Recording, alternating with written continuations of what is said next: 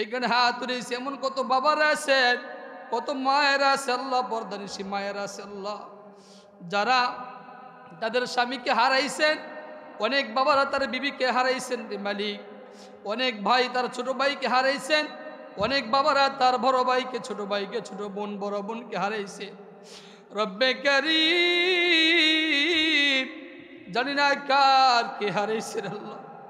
আমি সকলের নাতি হইয়া, অনেকের বাইক না হইয়া আল্লাহ হাত উড়াইছি আল্লাহ, আমাদের আপনজনদের জন্য, তাদের সন্তান হিসেবে হাত উড়াইছি।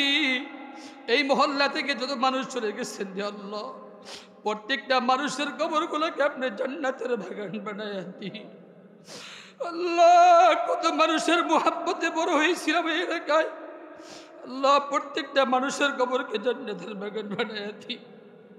স্মরণ করলে মাদ্রাস শৈশবকালে এই এলাকায় কাটাইছি, কত মানুষের মুখ দেখেছি, আজকে ওই মানুষগুলো নাই।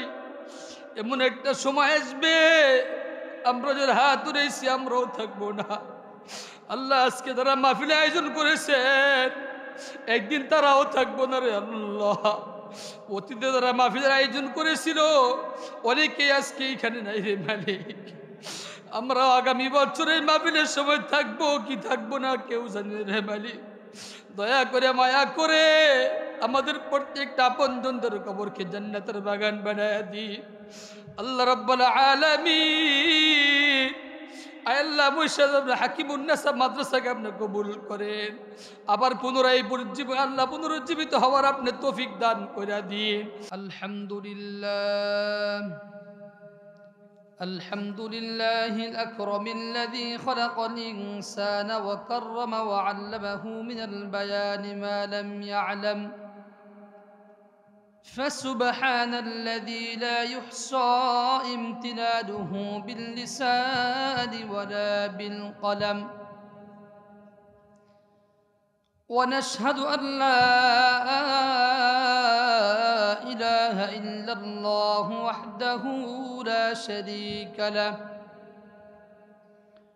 ونشهد أن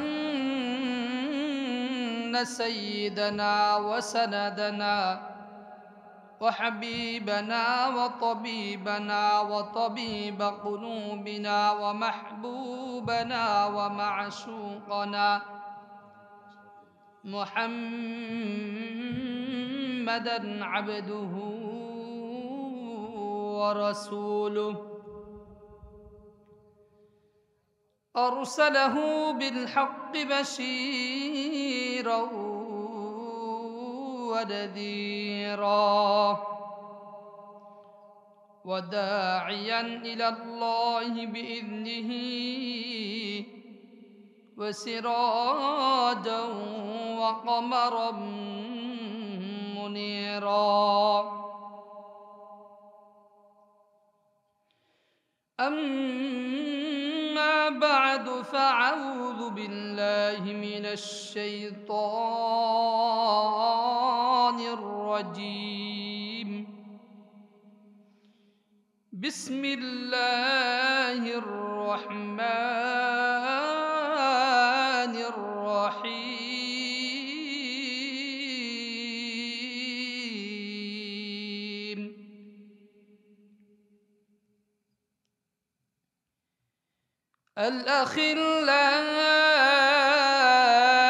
الأخلاء يومئذ بعضهم لبعض عدو إلا المتقين.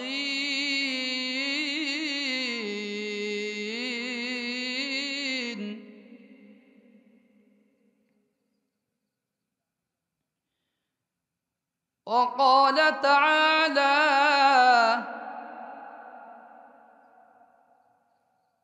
وقالوا لجلودهم لم شهدتم علينا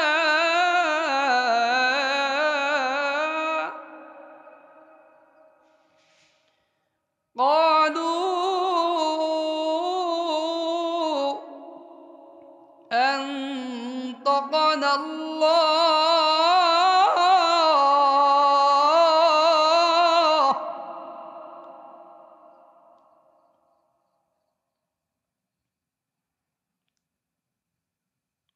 وقال تعالى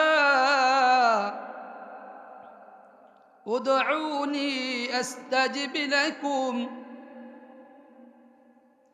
إن الذين يستكبرون عن عبادتي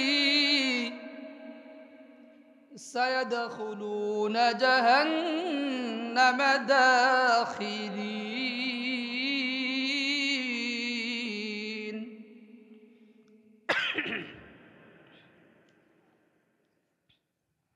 وقال النبي صلى الله عليه وسلم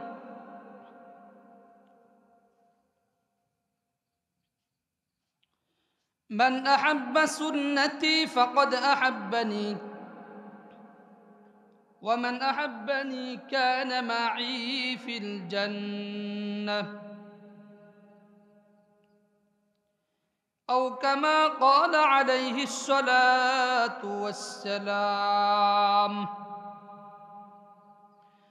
وقال النبي صلى الله عليه وسلم من يزمن لي ما بين لحييه وما بين رجليه أزمن له الجنة أو كما قال عليه الصلاة والسلام আমরা সকলেই একটু জিকির করি লা ইলাহা আর জোরে লা ইলাহা লা ইলাহা বাসা বাড়িতে যারা আসি জলদি আসি লা ইলাহা অযথা দ্বারা সময় নষ্ট করতেছি জলদি আসি লা ইলাহা ইল্লাল্লাহ লা ইলাহা ইল্লাল্লাহ লা ইলাহা ইল্লাল্লাহ লা ইলাহা ইল্লাল্লাহ سيد القوم سيد القونين ختم المرسلين آخر آمد بود فخر الأولين لا إله أرجر لا إله إلا الله لا إله لا إله لا إله لا إله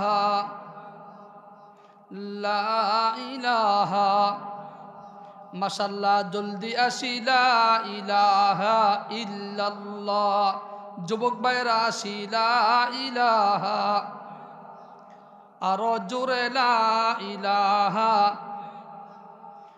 লা ইলাহা লা ইলাহা ইল্লাল্লাহু মুহাম্মাদুর রাসূলুল্লাহ সাল্লাল্লাহু আলাইহি ওয়াসাল্লাম اللهم صل على محمد وعلى آل محمد সবাই বলি اللهم صل على محمد وعلى آل محمد كما صليت على إبراهيم وعلى آل إبراهيم إنك حميد مجيد أستغفر الله ربي من كل ذنب وأتوب إليه لا حول ولا قوة إلا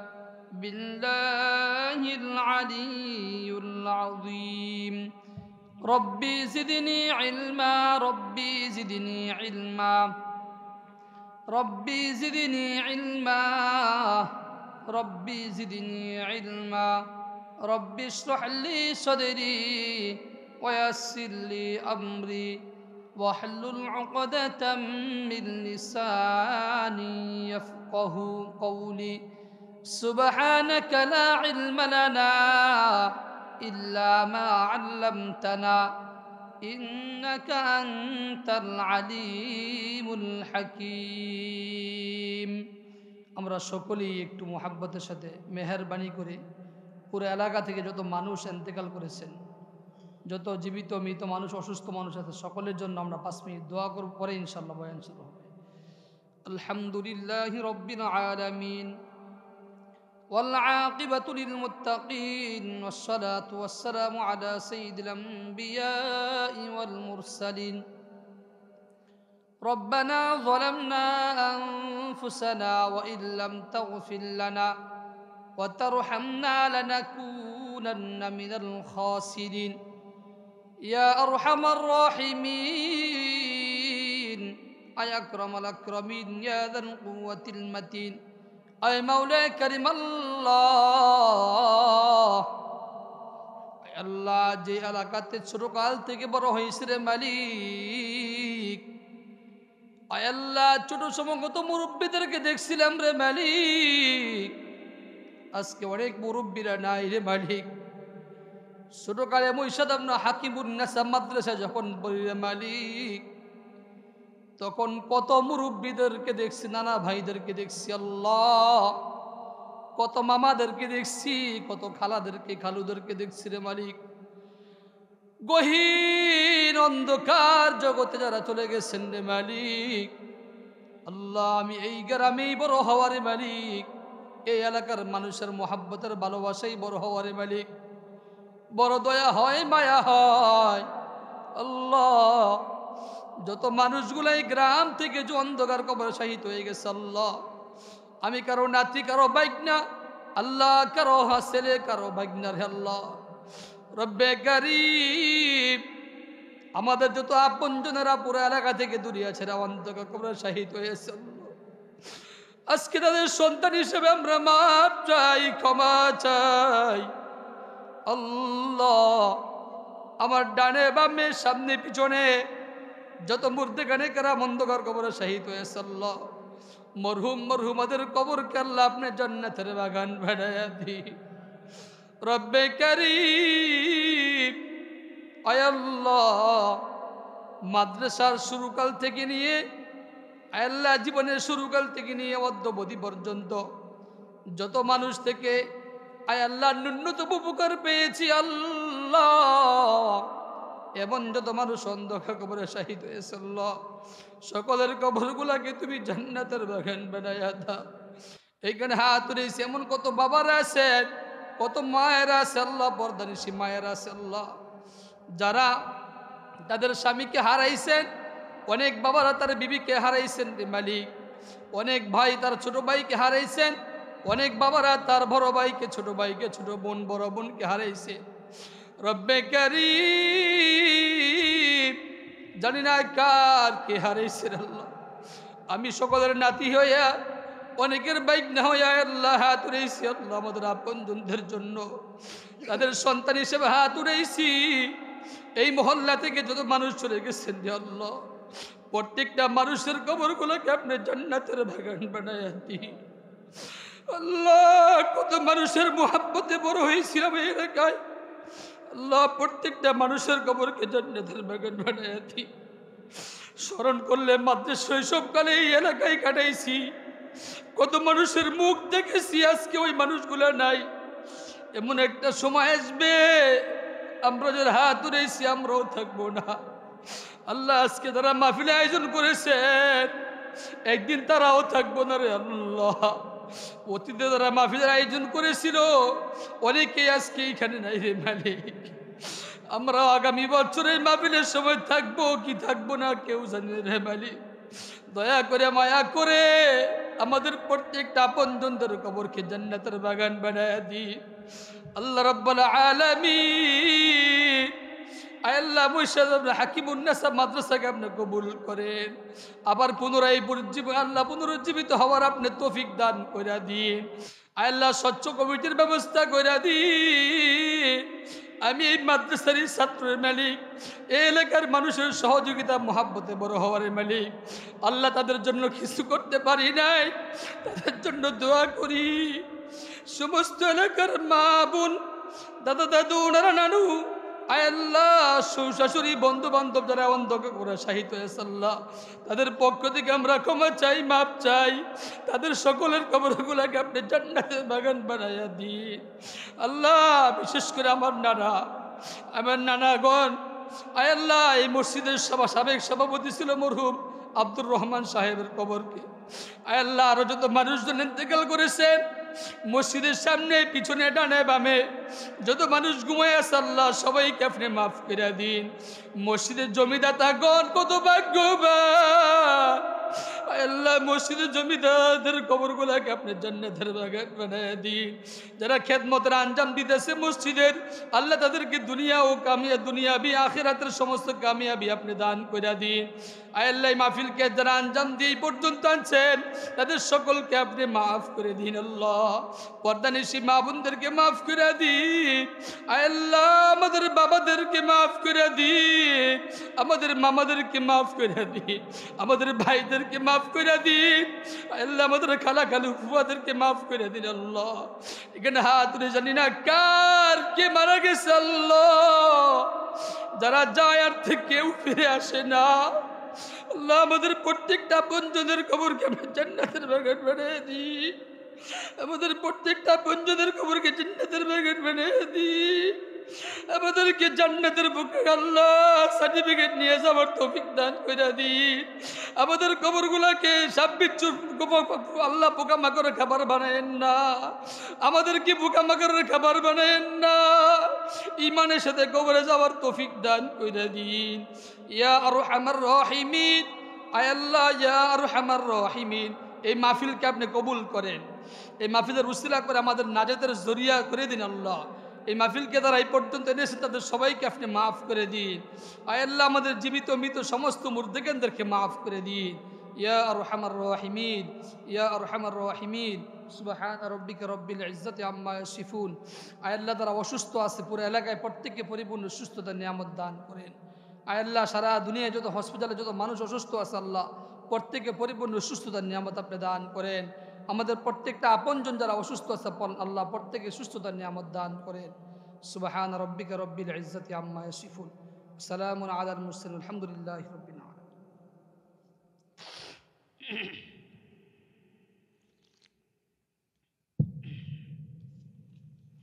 আলহামদুলিল্লাহ।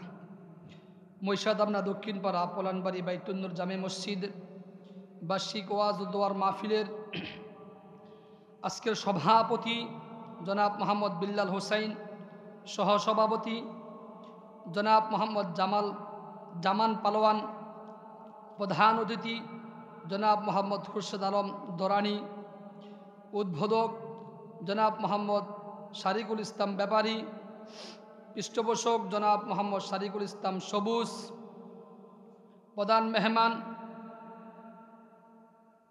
জনাব মোহাম্মদ দেলার হোসেন হাজি, জনাব মোহাম্মদ আমানুল্লাহ পালোয়ান, আহ্বায়ক জনাব মোহাম্মদ কাদির পালোয়ান, সার্বিক সহযোগিতায় জনাব মোহাম্মদ মিলন দরানি।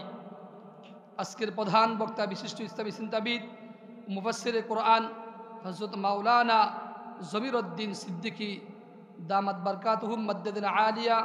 আলহামদুলিল্লাহ অনেক চূড়ান্ত সুন্দর বয়ান করেন। আল্লাহ হযরতকে আমাদের পর্যন্ত আসানের সাথে আফিয়তের সাথে সালামতের সাথে পৌঁছানোর ব্যবস্থা আপনি করেন, বলে আমিন। আজকে আসরের নামাজের পর থেকে মাগরিবের পরে এই পর্যন্ত যত ওলামায়ে কেরাম বয়ান করেছেন সবগুলা কথাকে আল্লাহ পাক আমাদের সবাইকে আমল করার তৌফিক দান করেন। আমাদের এই মসজিদের সম্মানিত ইমাম ও খতিব সাহেব মাশাআল্লাহ অনেক সুন্দর বয়ান করেছেন।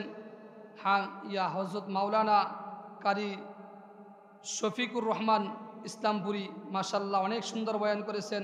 হাফেজ আবু বকর সিদ্দিক সাহেব মাশাআল্লাহ অনেক সুন্দর বয়ান করেছেন। আল্লাহ পাক এই প্রত্যেকটা কথাকে নিজেও আমল করা, যারা শুনেছি প্রত্যেককে আমল করার তৌফিক দান করুন, আমিন। আল্লাহ সমস্ত কমিটি বৃন্দদেরকে আল্লাহ মাফ করে দেন। বয়ান করনেওয়ালা শূন্যওয়ালা আল্লাহ সবাইকে আমলের নিয়তে বয়ান করার, আমলের নিয়তে শোনার তৌফিক দান করুন, আমিন। আমি আপনাদের সামনে সূরাতুজ যুখরুফের ৬৭ নম্বর আয়াত তেলাওয়াত করেছি।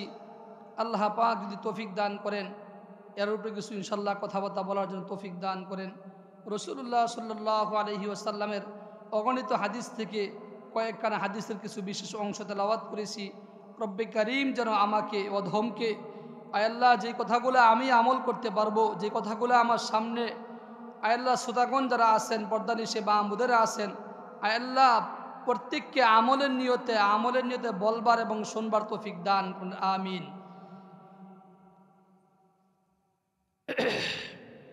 আমরা যারা এখনো পর্যন্ত যারা বাহিরে আছি, বিভিন্ন জায়গায় সময় নষ্ট করতেছি, এই জান্নাতের বাগান থেকে যারা দূরে আছি, মেহেরবানি করে আর বাহিরের সময় নষ্ট না করে এই মুহূর্তে ইনশাল্লাহ বসে যাব।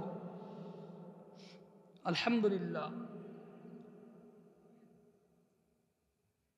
আউযু বিল্লাহি মিনাশ শাইতানির রাজীম। বিসমিল্লাহির রহমানির রহিম।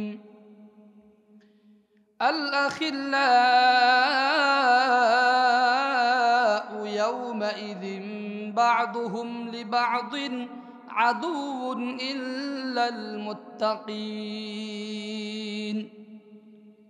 আল্লাহ তাআলা সূরাতুজ যুখরুফের ৬৭ নম্বর আয়াতের ব্যাপারে আল্লাহ তাআলা বলছেন, আল আখিল্লাউ ইয়াওমাইযিন বা'দুহুম লিবা'দিন আদুউন ইল্লাল মুত্তাকিন। আল্লাহ তাআলা কি বুঝাইতে চাইছেন? দুনিয়ার জিন্দেগিতে যত মানুষ যত গুনাহগুলা করে, যত মানুষগুলা যত ধরনের কাজগুলা করে থাকে, দেখবেন জিজ্ঞাসা করলে বলবে, উত্তর একটা আসবে, অমুকের কারণে করছি। তুমি এটা কেন করছো? বলবো অমুক বলছেন তাই করছি। তুমি এটা কেন করছো? অমুকে বলছিল বিদায় করেছি। কিয়ামতের ময়দানেও দুনিয়ার হাইসিও ঠিক রাখাই প্রত্যেকটা মানুষের মুখে একটা শব্দ থাকবে, সেই শব্দের নাম হলো ইয়া ওয়াইলাতা, ইয়া লাইতানি লাম আত্তাখিয ফুলানান খলিলা। আল্লাহ রাব্বুল আলামিন সূরাতুল ফুরকানের মধ্যে বলেন, মানুষ দুনিয়ার মধ্যে যতগুলা কাজ করে সবগুলা কাজের ব্যাপারে সে দায় সারা হিসাবে থাকতে চাইবে। দুনিয়ায় যেমন জিজ্ঞাসা করলে বলে, আল্লাহর বান্দা তুমি এই কাজ কেন করেছ? বলবে ফুলানান খলিলা, আমার বন্ধু বলেছে, আমার বন্ধু উমুক বন্ধু করেছে, উমুকের ছেলে বলেছিল বিদায় আমি করেছি। এই জন্য কিয়ামতের ময়দানে প্রত্যেকটা মানুষের মুখে মুখে একটা শব্দ থাকবে, সেই শব্দটা হলো ইয়া ওয়াইলাতা, হায় আফসোস। মানুষ দেখবেন দুনিয়ার মধ্যে যখন কেউ কাউকে মেরে ফেলে, হত্যা করে ফেলে, যখন মানুষের রাগান্বিত হয়ে যায়, মাথায় রক্ত উঠে যায়, তখন মানুষ বুঝে না বুঝে হোক তার ক্রোধান্বিতের কারণে মানুষকে সে হত্যা করতে বাধ্য হয়ে যায়। কিন্তু যখন তার হুঁশ ফিরে আসে, যখন তার জ্ঞান ফিরে আসে, সম্মানিত উপস্থিতি, আমাদের আজকে কাঙ্ক্ষিত মেহমান অযোধ্যা মাহফিলের প্রচারকর্তা, সারা বাংলার আলোড়ন সৃষ্টিকারী, সুবিশ্ববাসী, বিশিষ্ট ইসলামী চিন্তাবিদ, মুফাসসির কোরআন হযরত মাওলানা জলিল হুসাইন সিদ্দিকী সাহেব, খতিব নূরে মদিনা জামে মসজিদ হযরত আমাদের মাঝে উপস্থিত হয়েছেন। আলহামদুলিল্লাহ। এজন্য আমরা সকলেই প্যান্ডেলের ভিতরে চলে আসি। যাক বলতেছিলাম, মানুষ যখন দুনিয়ার মধ্যে কোনো ধরনের কোনো কাজ করে ফেলে, যখন সে তার মাথা ঠান্ডা হয়ে যায়, তখন মানুষ অনুতপ্ত হয়ে বলে, আমি এই কাজটা করতাম না, আসলে করতাম না, অমুকে যদি আমার বুদ্ধি না দিত, এই কারণে আমি করেছি। আল্লাহ আমি করতে চাই না, আমি করতে চাইতাম না, আমি জানতাম না, বুঝতাম না, এই কথাগুলা বলবে কিয়ামতের ময়দানে মানুষকে যখন আল্লাহ জিজ্ঞাসা করবে, তুমি কেন এই কথা বলেছো, এই কথা করেছো, এই কাজ তুমি কেন করেছো? তখন উত্তরে একটাই বলবে, আমি করতে চাইতাম না। সেই কথার পরিপ্রেক্ষিতে আল্লাহ তাআলা সূরা যুখরুফের মধ্যে 66 নম্বর আয়াত আল্লাহ বলেন, আল-আখিল্লাউ ইয়াউমাইযিন বা'দুহুম লিবা'দিন। দুনিয়ার মধ্যে একটা যখন নেককার বন্ধু হয়, দুনিয়ার মাঝে যখন একটা মানুষের কথার পরামর্শের কারণে, তাশকিরের কারণে নামাজে যায়, একটা মানুষ যখন নাহি আনিল মুনকার, তা'মুরুনা বিল মা'রুফ ওয়া তানহাউনা আনিল মুনকার বলেন, যে মানুষটার সৎ কথার কারণে সৎ রাস্তা পাইল, যে মানুষটার কথার কারণে মানুষ এক ওয়াক্ত নামাজ পড়ার সুযোগ পাইল, যে মানুষ চার দিক নির্দেশনার কারণে, পরামর্শের কারণে সে আগে খারাপ ছিল এখন ভালো হইল, যেই মানুষ চার বয়ান শুনে তার নিজের দিল পরিবর্তন হইল, যেই মানুষটা সুদা সর্বদা একটা মানুষকে সবসময় 5 ওয়াক্ত নামাজ পড়ানোর জন্য বেকুল হয়ে থাকে, ফজরের নামাজের আযান দেওয়ার সময়টাই কাদের বন্ধু, ফজরের জামাত কিন্তু 5:40-এ, নামাজের আযান কিন্তু হয়ে গেছে বন্ধু, উঠে যাও, আস-সালাতু খায়রুম মিনান নাওম। বন্ধু, নামাজ হইতে ঘুম হইতে নামাজ অনেক ভালো, উত্তম। সুতরাং এখন আর ঘুমানোর সময় না, জামাতের সময় আর মাত্র 20 থেকে 25 মিনিট বাকি আছে বলে ফজরের নামাজ পড়াইল। এই মানুষটাকে জোহরের নামাজের আযান দেওয়ার সময় বলে, দোস্ত আযান হয়ে গেছে, জামাতের প্রস্তুতি নাও তুমি। ঠিক তদ্রুপ আসরের নামাজের হয়ে গেছে, আবার এইভাবে সে নামাজের জন্য স্মরণ করে দেয়। যখন মাগরিবের টাইম হয়, আরো কিছু দোস্ত হাবাবদেরকে নামাজের জন্য সে মসজিদের দিকে হাঁকায় নিয়ে আসে। আবার যখন এশার নামাজের টাইম হয়, এশার নামাজ পড়ে মসজিদে কিছুক্ষণ তালিম করে পরে বাসায় যায়। রাসূলুল্লাহ সাল্লাল্লাহু আলাইহি ওয়াসাল্লাম বলেছেন, কোন মানুষ যখন এশার নামাজ জামাতে পড়ে এবং ফজরের নামাজ জামাতে পড়ে, সারা রাত দাঁড়ায় দাঁড়ায় নামাজ পড়লে যেই পরিমাণ সওয়াব দান করবে, আল্লাহ রাব্বুল আলামিন বলেন, ও ফেরেশতা আমার বান্দা নামে তুমি লিখতে থাকো। আল্লাহ তাআলাকে জিজ্ঞাসা করো, ও আমার খোদা, ও আমার আল্লাহ, আমি তোমার বান্দার নামে কি লিখবো, কি পরিমাণ লিখবো? তুমি লিখতেই থাকো, লিখতেই থাকো। কি পরিমাণ লিখবা? বলে আজিমুন, তুমি বিশাল বিশাল আমল নামা তার নামে লিখতে থাকো। বলে আল্লাহ কেন লিখবো? বলে আমার এই বান্দা এশার নামাজ জামাতে পড়েছে, আবার ফজরের নামাজ কখন জামাতে পড়বে, তার জন্য সে মাঝে মধ্যে 2-1 বার ঘুম থেকে জাগ্রত হয়ে যায়, মনে হয় যে বাস ফজরের নামাজ মনে হয় শেষ হয়ে গেছে। ঠিক না বে ঠিক? সমাজের মধ্যে এমন কিছু মানুষ আছে, এদেরকে বলা হয় যাদের দিল মসজিদের দেওয়ালে এসে তার লটকানো থাকে। কিয়ামতের ময়দানে মসজিদ বলবে, আল্লাহ যারা আমাকে সেজদা করতো, রুকু করতো, তারা আজকে কোথায়? তারা আমাদেরকে দাও, তাদেরকে আমাকে দাও, যারা আমাকে সবসময় রাহবারি করতো, আমাকে মোহাব্বত করতো। এইভাবে বলতে থাকবে। এই যে একটা মানুষকে ফজরের সময় আবার সে ঘুম থেকে উঠে ডাকে, দোস্ত আমাদের কিন্তু টাইম হয়ে গেছে। সে আগে দাঁড়িয়ে রাখতো না, দাঁড়িয়ে রাখার জন্য পরামর্শ দিল। এই মানুষটা যখন নেক কাজ করে, প্রত্যেকটা নেক কাজের সময় যখন সে দাতা হয়ে যায়, সে যখন তার পরামর্শদাতা হয়ে যায়, যেই মানুষটা তাকে সবসময় তাকে নেক কাজের জন্য ডাকতো, যাকে ডাকতো, এই ব্যক্তি একদিন মারা যায়। আল-আখিল্লাউ ইয়াউমাইযিন বা'দুহুম লিবা'দিন আদুউন ইল্লাল মুত্তাকিন।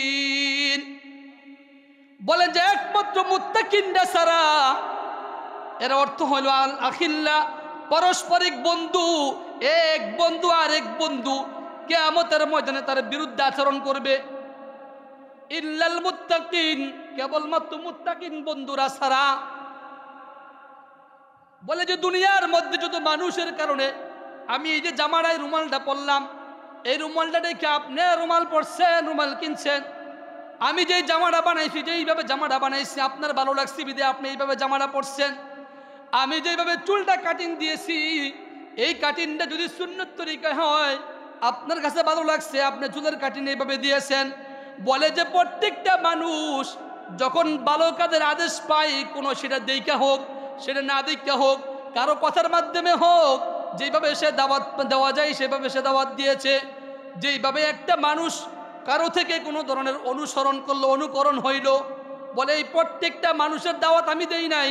আমি কাউকে বলি না এইভাবে চুল কাটেন, আমি কাউকে বলি না এইভাবে আপনি জামা সেলাই করেন, আপনি এই জামা পরেন, এই জুব্বা পাঞ্জাবি পরেন।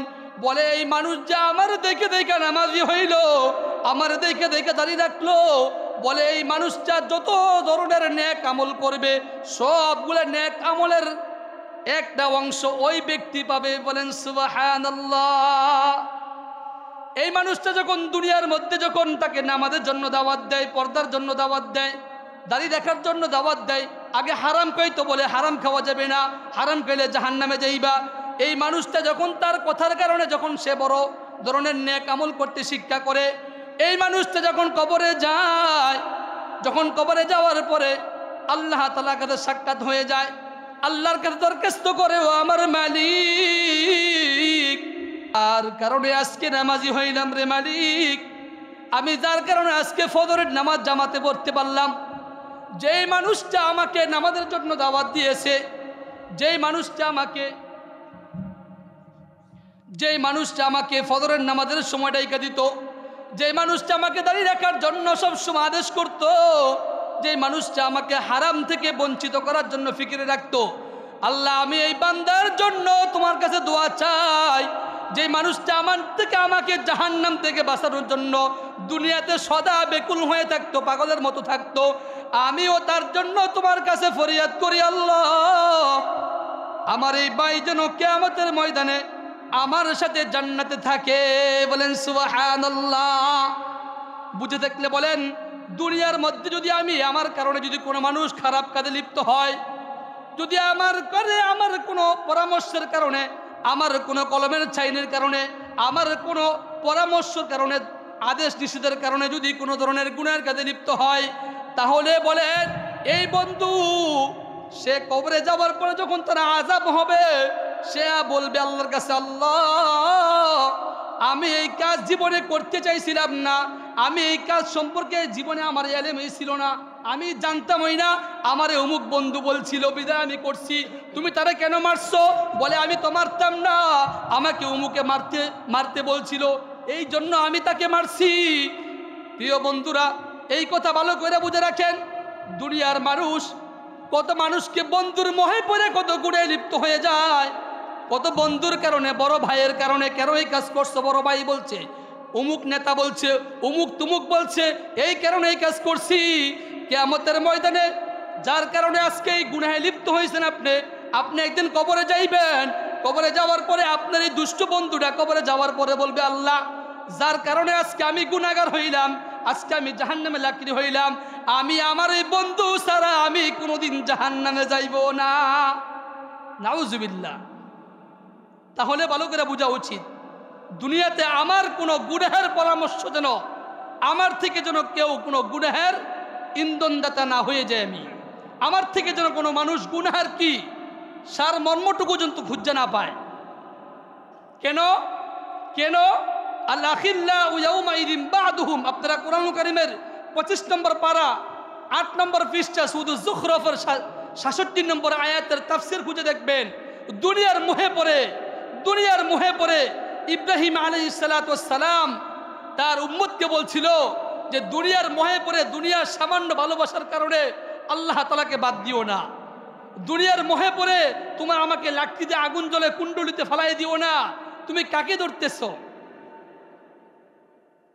এই জন্য মেরে মোহতারাম, দুনিয়ার মধ্যে যখন বন্ধুর কারণে এই কাজ কথা বলবো, বিভিন্ন কাজে আমি নিমজ্জিত হব, তখন আমার বন্ধু আমাকে কবরে যাওয়ার পরে বলবে, আল্লাহ এই জলেমের কারণে আজকে আমি জুলুম করছি, এই নাফরমানের কারণে আজকে আমি নাফরমানি শিখছি, তদরূপ আমি আমার বন্ধু ছাড়া কোনোদিন আমি জাহান্নামে যাইব না।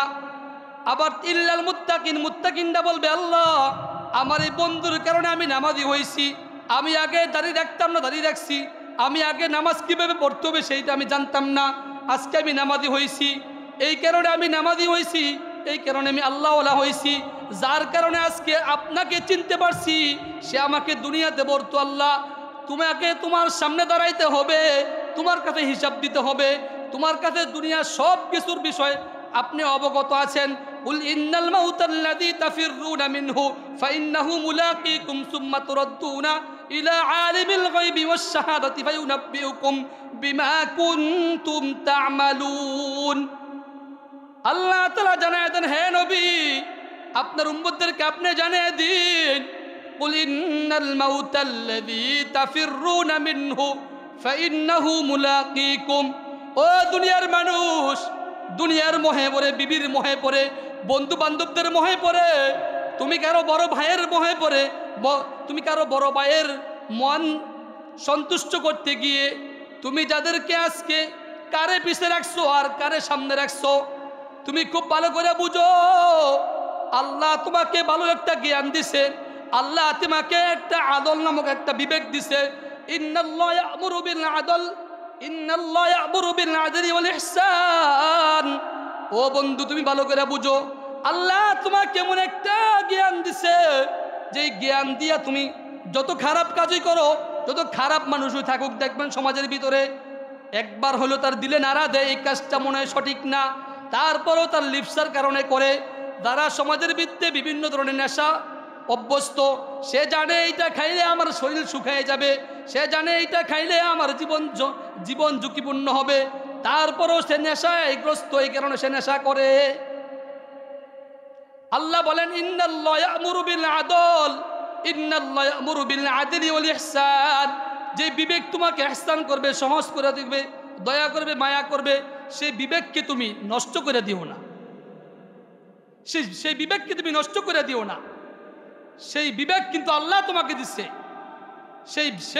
সেই বিবেককে তুমি যে কোনো জায়গায় যেতে ইচ্ছা সেটাই তুমি ব্যবহার করো না, তাহলে কিয়ামতের ময়দানে আল্লাহ তাআলার কাছে হিসাব দিতে হবে। কুল ইন্নাল মাউতাল্লাযী তাফিররুনা মিনহু ফাইন্নাহু মুলাকীকুম। সাক্ষাৎ হবে তোমার সামনে, সাক্ষাৎ হবে। সুম্মা তুরাদ্দুনা ইলা আলিমিল গায়ব। দৃশ্য অদৃশ্য সম্পর্কে আল্লাহ তাআলা সব কে জানেন? বলেন, চিৎকার করে বলেন, কে জানেন? আমি আর আপনি গুনাহ করি, মনে করি যে কেউ দেখে না, আমি তো একাই করি। এই জমিন সাক্ষী দিবে, যে স্থান দাঁড়ায় করছে সেই জায়গা সাক্ষী দিবে। দলিল সূরাতুল কফ, মা ইয়ালফিযু মিন কাওলিন ইল্লা লাদাইহি রাকীবুন আতীদ। মানুষ যে স্থানে দাঁড়ায় একটা কথা বলে, মানুষ যে স্থানে দাঁড়ায় চোখের টিপ দিয়ে কথা বলে। বর্তমান মোবাইলের জগৎ, মোবাইলের মাধ্যমে সে আমেরিকা থেকে কথা বলে বাংলাদেশে। তুমি কিভাবে, কোন সময়, কোন দিন বলেছ? কিয়ামতের ময়দানে আল্লাহ তাআলা সূরাতুল কাহফের মধ্যে আল্লাহ বলেন, লা ইউগাদিরু সগীরাতাও ওয়ালা কাবীরাতান ইল্লা আহসাহা ওয়া ওয়াজাদু মা আমিলু হাদিরা। বান্দার সামনে যখন তার সারা জীবনের আমলগুলা জড়িত করা হবে, যখন সম্পূর্ণ আমলগুলা তার সামনে জমা করে সামনে দেওয়া হবে, মানুষগুলা হাত মাথায় রেখে বলবে, ইয়া আল্লাহ লা ইউগাদিরু সগীরা। এটা কেমন আমল যে একটা ছোট্ট থেকে ছোট্ট গুনাহ পর্যন্ত লিপিবদ্ধ থেকে বাদ যায় নাই। আমি গহীন অন্ধকারে, গহীন জঙ্গলের ভিতরে একা একাই গুনাহটা করছিলাম। আল্লাহ এটা সম্পর্কে আপনি কিভাবে জানতেন? আল্লাহ তাআলা বলেন, মানুষ যখন গুনাহের দিকে দৌড়ে যায়, কুরআনুল কারীমে একটা আয়াতের মধ্যে বললেন, ইয়া আইয়ুহাল ইনসানু মা গররাকা বিরাব্বিকাল কারীম। মানুষ যখন গুনার মাত্র নিয়ত করেছে, এখনো গুনাহ সংঘটিত হয় নাই, মাত্র গুনাহের কারণে গুনাহ করতে যাবে, গুনার জন্য ভাবনা করতেছে, ফিকির করতেছে, ওই গুনাহের জায়গায় যাওয়ার পূর্বেই যদি সে তওবা করে ফেলে, আর যদি গুনাহ তওবা না করে সামনের দিকে যাইতে থাকে, পিছন দিক থেকে আল্লাহ তাআলা মায়া সুরে ডাকে, ইয়া আইয়ুহাল ইনসান,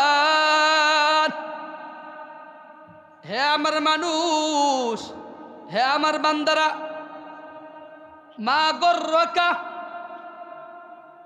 মা গর্রকা বিরব্বিকাল কারীম, কোন জিনিস তোমাকে আমার মুহাব্বত থেকে দূরে সরাই নিল রে মানুষ? তোমাকে আমি এক ফোঁটা পানি থেকে তোমার মায়ের গর্ভে 10 মাস 10 দিন তোমাকে লালন পালন করছি, ওইখান থেকে তোমার মায়ের একটা ছোট্ট জায়গা দিয়ে আমি তোমাকে বের করে আনছি, তোমাকে আমি এত দুর্বল করে বানাইছি, আর আজকে তুমি দুনিয়ার মোহে পড়ে তুমি আমাকে ভুইলা গেলা। বিবির কারণে কত গুনাহ নিমজ্জিত হয়ে যায়। মানুষ যখন দুনিয়াতে আসে তখন একটা মাসুম হিসাবে আসে। হিন্দুর ঘরে যখন জন্ম নিয়েছে মাসুম বাচ্চা থাকে নিষ্পাপ।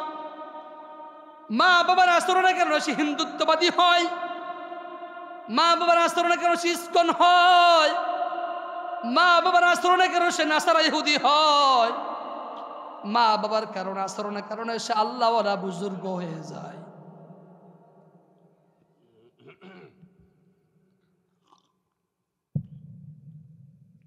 মা বাবা যদি নেককার হয়, মা বাবা যদি তাহাজ্জুদ গুজার হয়, যেই মা বাবা রাত্রেবেলা তাহাজ্জুদের সময় উঠে আল্লাহ তাআলা ডাকতে থাকেন, আলা মিন মুস্তাগফিরিন ফাগফিরু লাহু, আলা মিন মুস্তারজিকিন ফারযুকহু, আলা মিন মুবতালান ফাউআফিয়াহু। মানুষ যখন গভীর রাতে ঘুমাইতে যায় আল্লাহ তাআলা প্রথম আসমানে এসে ডাকেন আর বলতে থাকেন, আলা মিন মুস্তাগফিরিন ফাগফিরু লাহু। আসো কি কেউ এমন গুনাহে নিমজ্জিত হও যার বয়স আজকে 40-50 হয়ে গেছে, সারাটা জীবন গুনাহের মধ্যে তুমি লিপ্ত ছিলা, তোমার উপরে পর্দা করা ফরজ ছিল, তুমি পর্দা করো নাই, তোমার উপরে নামাজ ফরজ ছিল, তুমি 2 ওয়াক্ত পড়েছ আর পড়ো নাই, তুমি কঠিন মুসিবতের মধ্যে আছো, তুমি জীবনে আর তওবা করার সুযোগ হয় নাই। আমি আজকে প্রথম আসমানে আসছি, প্রতিদিন প্রথম আসমানে আসি, ফাগফিরু লাহু, আমি তোমাকে ক্ষমা করার জন্য প্রথম আসমানে আসছি। আর আমরা ওই সময় ঘুমে বেপর থাকি। বিশেষ করে ঢাকা শহরের মানুষ, শহর অঞ্চলের মানুষ তাহাজ্জুদের সময় ঘুমাইতে যায়।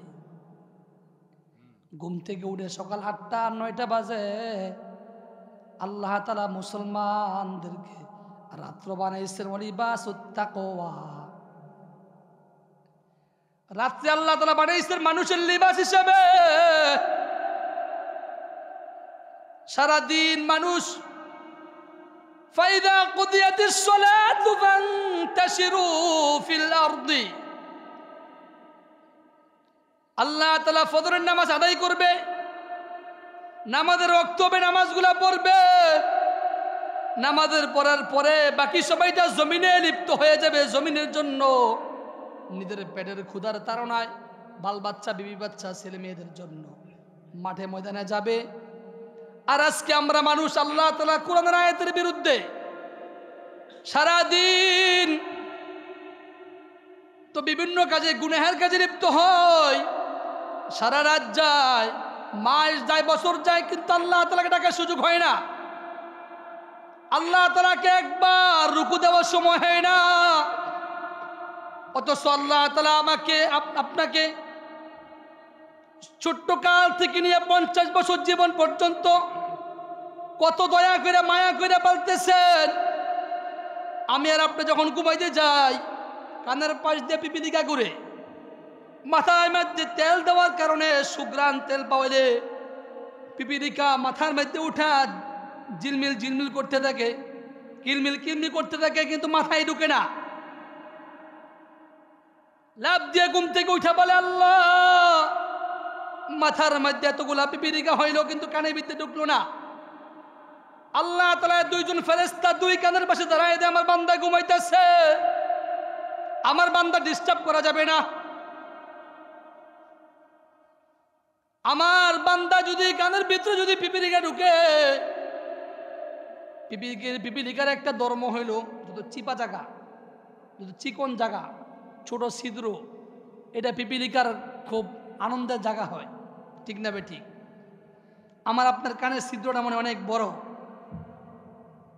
কিন্তু আল্লাহ তাআলা কানের ভিতরে এমন একটা নিয়ামত আল্লাহ তাআলা দিয়ে রাখছেন, যে নিয়ামতের কারণে এই পর্যন্ত কোনো পিপিলিকা কানের ভিতরে গিয়ে থাকতে পারে না। কানের ভিতরে যে ময়লাটা হয়, এই ময়লাটা বড় তিক্ত। যদি ওই জায়গায় সরিষার তেল ঢেলে দেওয়া হইতো, তারপরে ওইটা তিক্ত হয়ে যায়। কেমন তিক্তা জানেননি? আজীব তিক্তা, আজীব তিক্তা। যদি মিষ্টি হইতো তাহলে একদিনও ঘুমাইতে পারতেন না, একদিনও ঘুমাইতে পারতেন না। আল্লাহ তাআলা কত নিয়ামত দিচ্ছেন আমাকে আপনাকে। শুধু কানের কথাটাই বলি আমি আপনাকে, এই যে যাই কিছু বলতেছি, যদি আল্লাহ তাআলা আপনাকে শ্রবণ শক্তিটা কাইরা নেয়, কি বলবেন? করার কোনো কিছু আছে? দুনিয়ার ডাক্তার বাইটা খাওয়াইলে হবে?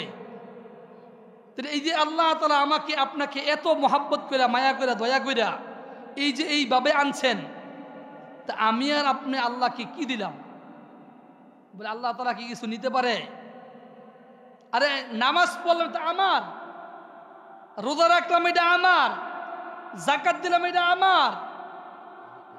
শুধু আল্লাহ তাআলা দেখবেন আমি মানলাম কিনা এটা। বলেন তো, নামাজটা বললাম এটা কি আল্লাহর জন্য করলাম? শুধু আল্লাহর হুকুম ছিল তুমি এটা করো।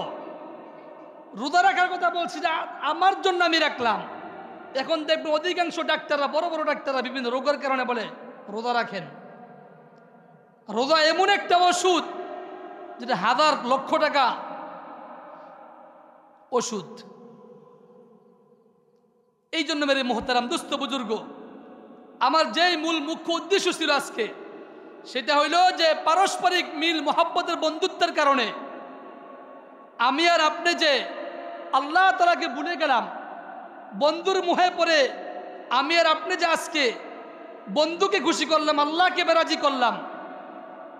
নামাজ পড়া কি বলেন তো? নামাজ পড়া কি ফরজ? পর্দা করা, পর্দাও ফরজ। আমরা যারা এখানে আছি, আমার আপনার প্রত্যেকের উপরে কি পর্দা ফরজ না? ফরজ কিনা বলেন? যদি ফরজ হয়ে থাকে, আমি এই এলাকার এই ঘরের আশপাশে মানুষের আত্মীয় স্বজন মোহাব্বতের বাইকনা কারো নাতিপুতি, আমি আমার মা কি পর্দা করে? আমার মা কি আমার ফুফার সাথে পর্দা করে? আমার মা কি আমার খালুর সাথে পর্দা করে? আমার বিবি সাহেব কি আমার শ্যালকের সাথে পর্দা করে? আমার শ্যালক বলতে চাচাতো ভাই, আমার বিবির আপন চাচাতো ভাই, তার সাথে সে সাক্ষাৎ করতে পারবে না, তার মামাতো ভাইয়ের সাথে সাক্ষাৎ করতে পারবে না, আমার বিবি তার ফুফাতো ভাইয়ের সাথে সাক্ষাৎ করতে পারবে না। আপন চাচাতো ভাই একটা সময় গেলে তার সাথে তার পর্দা করা ফরজ। আমার আপনার বিবি, আমার আপনার মেয়ে যখন বিয়ে দিতে যাই, সেই মেয়েগুলাকে বিবাহ দেওয়ার জন্য, বিবাহ একটা ইবাদতের কাজ, আজকে সমাজে সেটা বিয়ের ইবাদতের কাজটা গুনাহে পরিণত করে ফেলেছে। আফসোসের বিষয়, আমার মেয়ে, আমি মনে করেন বিয়ে করব, আমি বিয়ে করতে গেলে আমার বিবি সব দেখে গিয়া আমার চাচা, আমার মামা, আমার ফুফা, আমার বোন জামাইকে দেখে। যেমন কথার কথা মনে করেন, আমার বিয়ের সময় আপনজন যারা ছিল, যারা বুঝে না, সবাই তো আলেম না, তারা বলে যে তোমার একটা বোন জামাই মাত্র, হারে নিয়ে যাও দেখার জন্য। আমার বোন জামাই, আমি যেই ফ্যামিলিতে যাব, আমি আলেম হিসেবে আমার ওই ক্যাটাগরিতে যাচ্ছি যে আমার জন্য প্রযোজ্য হবে, আমার জন্য মানানসই হবে। সে স্কুল পড়ুয়া হোক, সে আর কি মাদ্রাসা পড়ুয়া হোক, তার পর্দার বুঝ থাকতে হবে। সে পর্দা করে কিনা, তার মা বাবা পর্দা করে নাকি, এটা আমার যাচাই থাকতে হবে। এখন যারা পর্দাশীল একটা মেয়ে বানাইছে এই পর্যন্ত, ওই মেয়েটারে আমি আলেম হিসাবে আমি দেখতে গেলাম, আমার বোন জামাইরে দেখাইলাম, আমার ফুফারে দেখাইলাম, তাহলে কি শরীয়ত আছে না গেছে? ফরজ আছে না গেছে? তাহলে ওই বেচারাও ওর মেয়েকে আমার কাছে বিয়া দিবে নাকি জারুর বাড়ি দিবে? তাহলে আমি শুরুতেই কিন্তু গুনাহের সাথে জড়িত হইলাম। আমার মেয়েকে বিয়ে দিচ্ছি, আমার মেয়েকে দেখতে কে আসতেছে? আমার মেয়েকে দেখানোর জন্য গাজীপুর নিয়ে যাই, ছেলে উচ্চ ধরনের যাইতে পারবে না, তাকে নিয়ে যায় আরেক বাসা, না নিষেধ।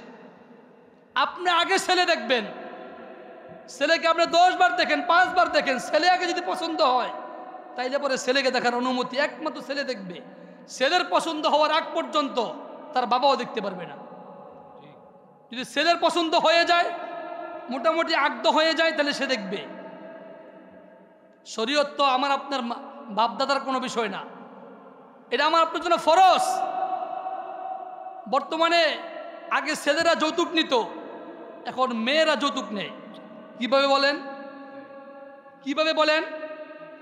বেচারা গরিব মানুষ, রিক্সাওয়ালার ছেলে, সে বিয়ে করতে আসছে, এখন বিয়ে করার সময় আটকেব কেমনে? আমাদের সমাজে যা হয়ে উঠে, কি বলে? বলে যে 5 লক্ষ টাকা কাবিন, 5 লক্ষ 1 টাকা কাবিন। এই বেচারা মরণ পর্যন্ত এই কাবিনের টাকা আর দেওয়া হয় না। 1 নাম্বার গুনাহগারের স্বামী হইল। কেন হইল? বাস কারা বানাইলো গুনাহগার? আমরা গার্ডিয়ানরাই ছেলেটাকে গুনাহগার বানাই দিলাম। এই সমাজের লোকের তাকে কি করলাম? গুনাহগার বানাই দিলাম। এই মেয়েটাকে বঞ্চিত তার মা বাবা করলো। বলে যে কেন করে? যদি ছাইরা দেয়। প্রথম থেকে তার নিয়ত খারাপ। আখলিস দীনকা ইয়াকফিকাল আমালুল কলিল, আপনি অল্প আমল করেন, আপনি ইখলাসের সাথে করেন। আপনি প্রথমবার যখন বিয়ার জন্য যাচ্ছেন, আপনি ছেলে ছাইরা দিবে কিনা সেই ভয়ে আপনি বিয়ে করেন। আপনার মেয়ে যদি 1 লক্ষ টাকা কাবিন হইতো মহরে ফাতিমি, 1 লক্ষ 1.5 লক্ষ টাকা মহরে ফাতিমি হইতো, এই ছেলের দিতে পারত। সবচেয়ে উত্তম আলা হইল যে ছেলের সামর্থ্য অনুপাতে সে মোহর দিবে, তার উপরে চাপাই দিবে না। এটা আমাদের সমাজ থেকে দূর করা উচিত। আমরা যারা এখানে আসি, এইখানে মানুষগুলো যদি কমপক্ষে আজকের এখান থেকে শিক্ষা নেই যে আমার মেয়েকে বিয়া দিব, ছেলের সামর্থ্য অনুপাতে, তার অনুপাতে আমি মোহর ধার্য করব, তাহলে কমপক্ষে এই মানুষগুলো তো কমপক্ষে গুনাহ থেকে বাঁচলো। সারা দুনিয়া না পারলাম না, এই মানুষগুলো তো পারলো কমপক্ষে। এই মানুষগুলো যদি সব জায়গায় বলতে থাকে না, মোহর উল্টা পাল্টা হবে না। আমার মেয়েকে সারা জীবন এই বেচারা বাসরাতে যাওয়ার পরে বলে মাফ চাই, মাফ করে দেন, বলে আমার বিবি তো মাফ করে দিচ্ছে। এই মাফ হলো ওই মাফ যে গরু নেওয়ার সময় বলে মাফ করে যা, গরু তো দিতেছ ভালো কথা, তো মাফ করে যাও, আমনালে তো কিয়ামতের ময়দানে ধরা খাইনি। এটা মাফ হলো ওই মাফ। এইভাবে মাফ হবে না, মাফ হয় না এটা। আপনি বিবিকে 1 লক্ষ টাকা দিয়ে দেখেন এই বিবি আপনাকে ফেরত দেয় কিনা। কি কথাগুলো বুঝে আসছে? ছেলেদেরকে যৌতুক দিতে হয়, যৌতুক নেওয়া হারাম, যৌতুক গ্রহীতাও হারাম, যারা দেয় তারাও হারাম কাজ করে। তাহলে আমাদের সমাজ থেকে এগুলো দূর করা উচিত, আমাদের রাষ্ট্র থেকে দূর করা উচিত এগুলা। আজকে বৈবাহিক জীবনের ভিতরে নাচ গান আড্ডা ফাড্ডা সব ধরনের গুনাহে নিমজ্জিত হয়ে গেছে। দুলডাঙ্গন না হলে তার বিয়ের মধ্যে জমজমাটি হয় না। আপনি গায়ে হলুদের নামে 500 লোককে নিয়ে গেছেন, গায়ে হলুদ নামে কোনো জিনিসই নাই বিয়ের ভিতরে। এটা হিন্দুদের প্রথা। আপনার ছেলে আপনার মেয়ে সবাই মিলে এটা আনন্দ ফুর্তি। আপনি বিয়ে দিতেছেন, একটা ফরজ কাজ করাইতেছেন, আপনি এই ফরজের ভিত্তি হিন্দুদের প্রথা কেন আপনি আনছেন? গায়ে হলুদ করাই যে মনে হচ্ছে ঘরের ভিত্তি আপনি করান, কোনো সমস্যা নাই। আপনার বাড়ি থেকে আপনি যা যা কিনার দরকার মেয়ের জন্য কিনে একজনকে রাহাবার হিসেবে পাঠাই দেন, মেয়ের বাড়ি দিয়ে আসবে। মেয়ের পক্ষ থেকে যদি দিতে মনে হচ্ছে ছেলের বাড়ি পাঠাই দিবে, একজনে দিয়ে আসবে। আবার দেখা গেছে বাড়ির ভিতরে বাবিরা, শাশিরা, মামিরা, খালিরা সবাই মিল্লা পাঁচরা পাঁচরি নোংরা পানি দিয়া গোসল টুসুল ছেলেরে দিয়া সম্পূর্ণ নাজায়েজ কাজ, সম্পূর্ণ হারাম কাজ। তাহলে এগুলা করা যাবে? আল্লাহ পাক আমাদেরকে বুঝে আমল করা তৌফিক দান করুন। সমাজের ভিতরে এই সমস্ত কাজ যেগুলো আমাদের ভিতরে হয়, আপনার বিবাহ যদি সুন্দর বিবাহ, সুন্দর তরিকা না হয়, আপনি বিয়াকে সহজ করেন, জিনাকে কঠিন করেন। আজকে বেচারা বিয়ে করতে পারে না, 1.5 লক্ষ 2 লক্ষ টাকা মহল লাগবে দেখা আজকে বাস হোস্টেলে গিয়ে পাঠায় জিনা বেবিচারে লিপ্ত হয়েছে। ওইখানে 500-1000 টাকা জিনা করতে পারতেছে, সে 2000 টাকা সে জিনা করতে পারতেছে। কেন? বেচারা বিয়ে করতে পারে না, বেচারা বিয়ে করতে পারে না। আজকে বিয়েকে সহজ করেন, মোহর কঠিন ধরবেন না, সহজ করে দেন। এগুলো আমরা সমাজের মানুষ, সমাজে বলতে হয়, এগুলো আমার বাপদাদাদেরকে আমার বলতে হয়। এই জন্য আমি বলবো এই বিষয়গুলো আমাদের সমাজ থেকে দূর করা উচিত। আমার বিবাহ জিন্দেগি যদি শুরুতে যদি গুনাহে লিপ্ত হয়, তো ওই বিবাহের দ্বারা যে আমার নেক্সট সন্তান আসবে, এটা হতে পারে না, এইটা হতে পারে না। যেই ছেলে আর মেয়ে সম্পর্ক করে বিয়ে বসে, তার সম্পর্কটা যখন ছিল তখন সে কি বিয়ে করে সম্পর্ক করছে? 6 মাস 1 বছর মোবাইলে টেলিফোনে হাজার টাকা নষ্ট করে, বাবার কষ্টের গাম, মাথার গাম, পায়ে জড়িত টাকা দিয়ে মেয়ে তার ছেলের সাথে কথা বলে, ছেলে তার বাবার টাকা দিয়া, উপার্জনের টাকা দিয়ে সে আরেক মেয়ের সাথে কথাবার্তা বলে, টাকা নষ্ট করে। 6 মাস 1 বছর হওয়ার পরে গোপনে বিবাহ শাদী হইল, বাচ্চা কাচ্চা হয়ে গেল। বাচ্চা কাচ্চা কারো কারো আগেই হয়ে যায়। তাহলে আপনার বাচ্চা যে আগে হইল, এই বাচ্চাটা কি হালাল হইল না হারাম হইল? তাহলে ওই ছেলে আপনার সমাজের কোন ভালো কাজে আসবে, ওইটা চিন্তা করার যেমন বোকামি, তেমন ওইভাবে বিবাহ করাটা, নেক আশা করা, নেক সন্তান চাওয়াটাও বোকামি। তাহলে আপনার ছেলে, আপনার মেয়ে, বিবাহের এক প্রত্যেকটা মেয়ে যখন গুনাহ করতে থাকে, তার মা বাবার আমল নামায় আসে, গুনাহ লিখতে তার মা বাবার আমল নামায় লেখে। তাহলে আমার মেয়ে, আমার ছেলে বিবাহ করবে, আমি বিয়ে করাই না, বয়স 25, 26, 28, 30 হয়ে গেছে, কেন? ওই নিজের পায়ে দাঁড়ায় না। আর আমি আপনার একটা মেয়ে থাকলে তো আপনি খাওয়াইতেন। এই ছেলেটা গুনাহ করার কারণে, এই যে ছেলে আর মেয়ে, যুবক যুবতীরা যেই পরিমাণ গুনাহ করে, বলে যে 90-95% গুনাহ পরে বাদ হয়ে যায় বিয়ের পরে। বিবাহের আগে যদি 100% গুনাহ করে, বিয়ের পরে কমপক্ষে 95% তার গুনাহ কমে যায়। আজকে আমরা আখেরাতের সমজদার পূজারি না, আখেরাত বুঝি না, বুঝি দুনিয়া। ছেলেটাকে বিবাহ করাবো, আমি বাড়িওয়ালা, যদি বাড়িওয়ালার মেয়ে না নিয়ে আসি, তাহলে কি আমার প্রেস্টিজ থাকলো? প্রেস্টিজ আছে আমার? আমি যে ধনী, ওই যে নবী আলাইহিস সালামের সুন্নাহ যদি মানতাম, তাহলে আজকে আমার এই কয়দিন পর এত তালাক হতো না। আজকে সমাজের ভিত্তি এই পরিমাণ তালাক, এত বিচ্ছেদ শুরু হইতেছে, অহরে হচ্ছে। কেন? একটা প্রথমেই নিয়ত ছিল না, ঠিক নিয়ত ঠিক ছিল না, যার দরুন কয়দিন পরে সে বাদ করে দেয়। তার মধ্যে আরেকটা চিপা কাজ চলে, সেটা হলো মেয়ে ছেলে উভয় পক্ষে দেখা দেখি হয়ে গেছে, যে বেয়াই কিছু দেওয়া লাগবে না, কিছু লাগবে না, সুতাও লাগবে না।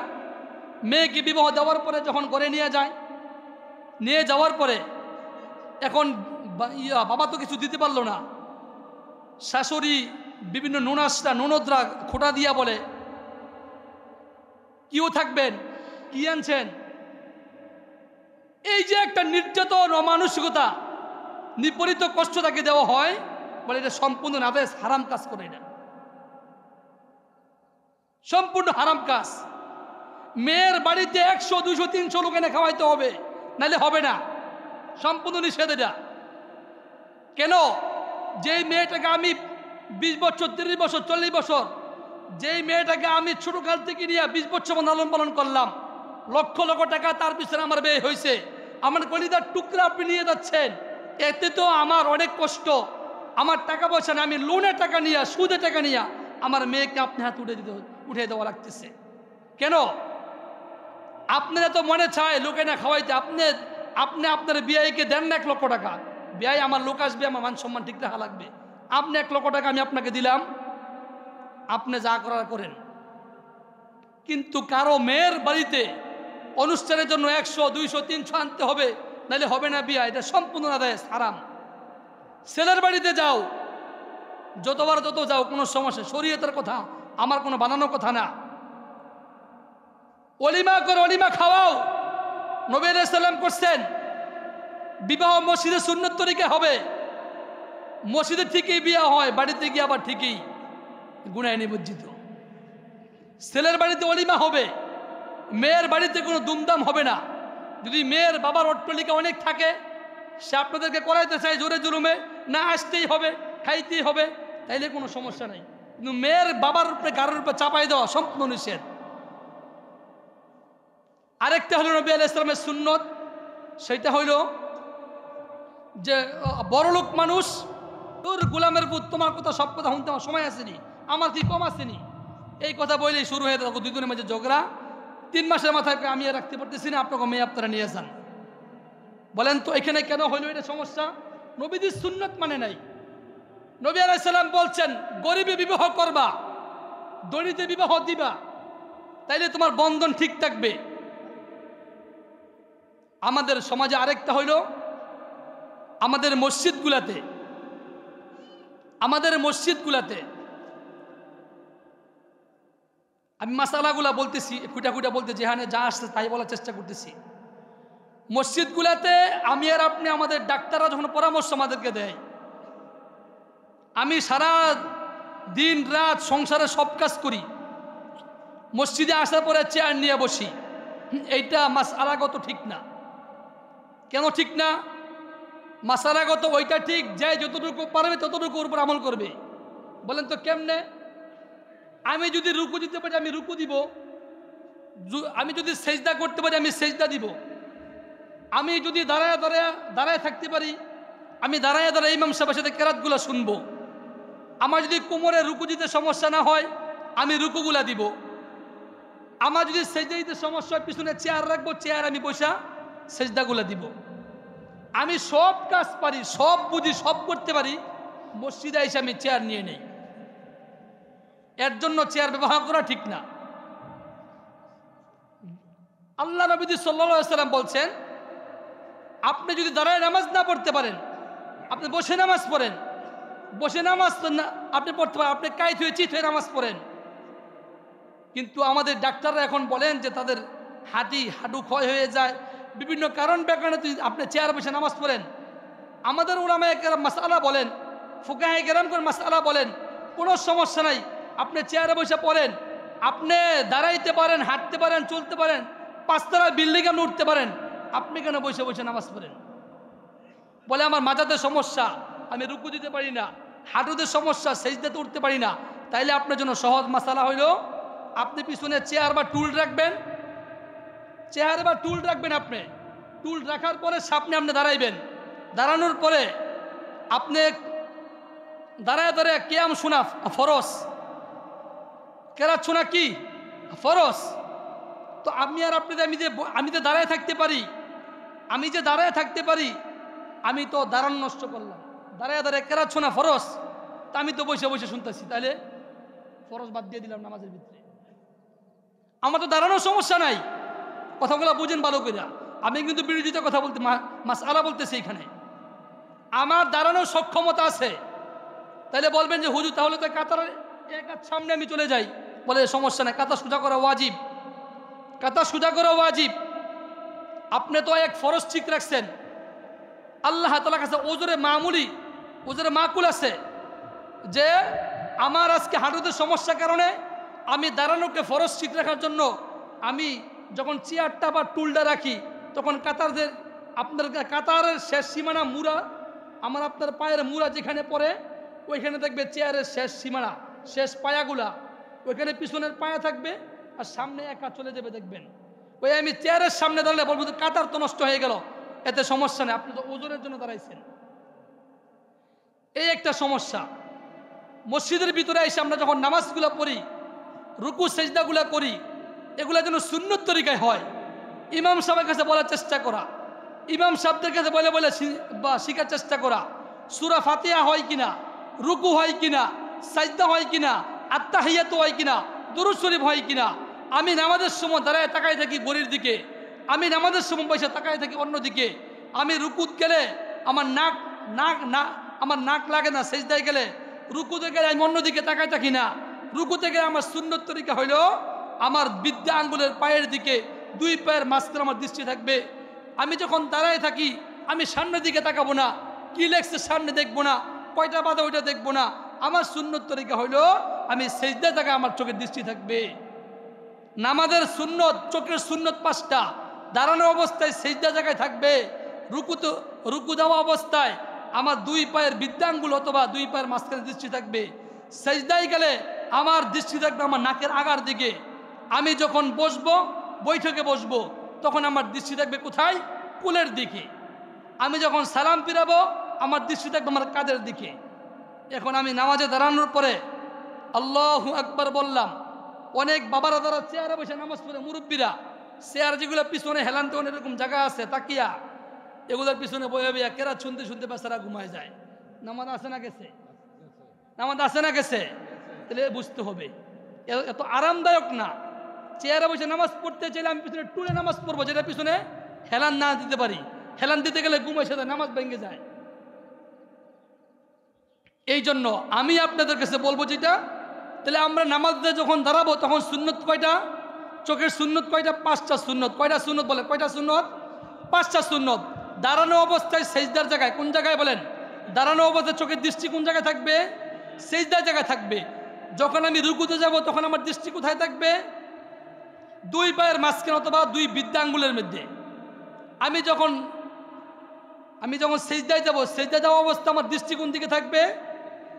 নাকের আগার দিকে থাকবো।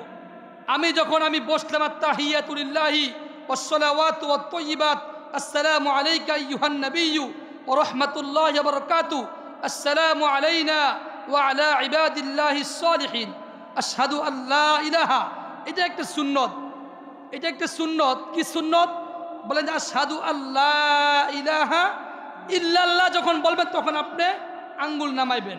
তার আগে এইভাবে দেখেন, আশহাদু আল্লাহ, সবগুলো আঙ্গুল ভেঙে যাবে, একমাত্র শাহাদাতের আঙ্গুল দাঁড়ানো অবস্থা থাকবে। এইভাবে আশহাদু আল্লাহ ইলাহা ইল্লাল্লাহ।